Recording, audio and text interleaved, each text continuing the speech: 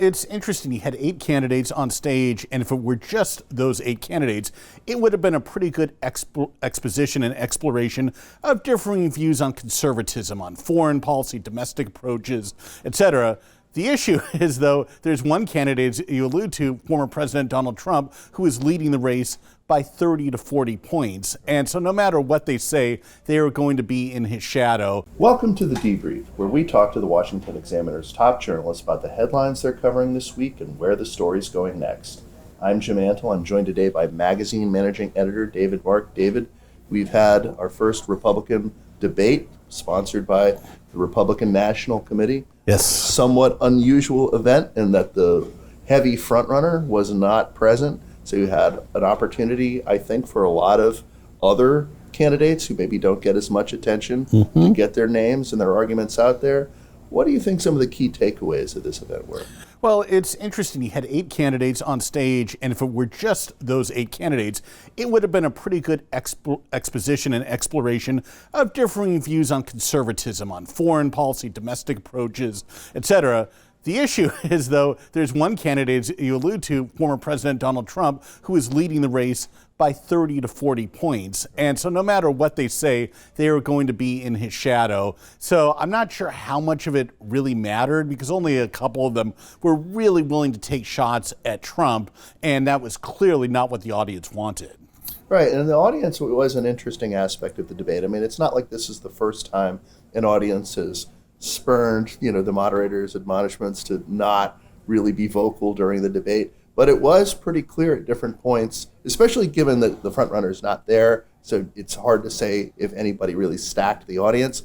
They really made it hard, I think, for certain candidates to criticize former President Donald Trump. Well, that's right. The most prominent, of course, is former New Jersey Governor Christie, who is basically, he's based his campaign on criticizing Trump, having once been a pretty staunch ally of him after running against him in 2016. He got booed when he raised some of those issues of Trump's indictments and related issues. He probably expected that, and I think he handled it pretty well, but it was a striking moment. And even the moderators said effectively the quiet part out loud when it said, we got to ask about Trump in one segment. It's kind of like, we got to do our homework here, get this out of the way, and then go back to what you all really want to be discussing.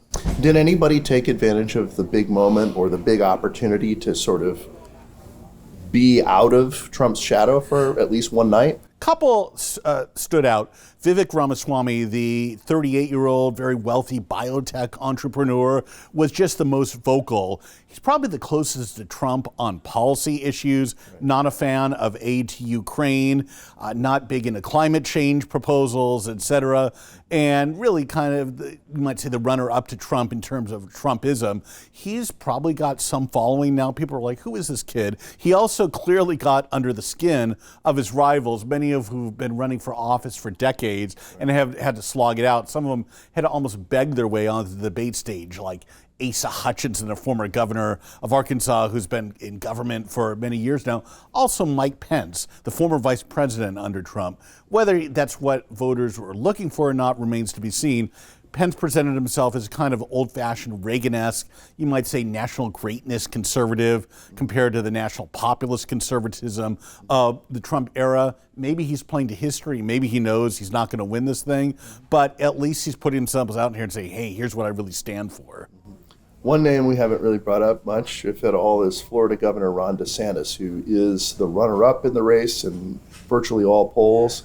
And, did he really seize the momentum or the opportunity of being able to debate as the big guy rather than in the shadow of Trump? I don't think so. DeSantis pretty much seemed like one in the crowd. He was pretty well centered in that 8-person debate stage. He had a few good riffs here and there, defended his record in Florida, sounded like kind of a standard issue Republican, but it's not clear why people would really rally around him. I think that's been kind of the problem all along with his candidacy. So I think he had a tough night. Also, Senator Tim Scott of South Carolina, he didn't make any mistakes, no flubs or anything like that. but he didn't really seem that energized. It wasn't clear why he would really be an alternative to any of these people. You almost say he was too nice in some ways. So I think some of these candidates had a chance and they just didn't do much with it. We'll have to see what happens in round 2 at the Reagan Library when the stage is going to be smaller, at least in terms of the participants. Absolutely. We'll see you still in the race at that point. Right. Thank you, David. Thank you. You can read David and the rest of our political team's coverage at washingtonexaminer.com.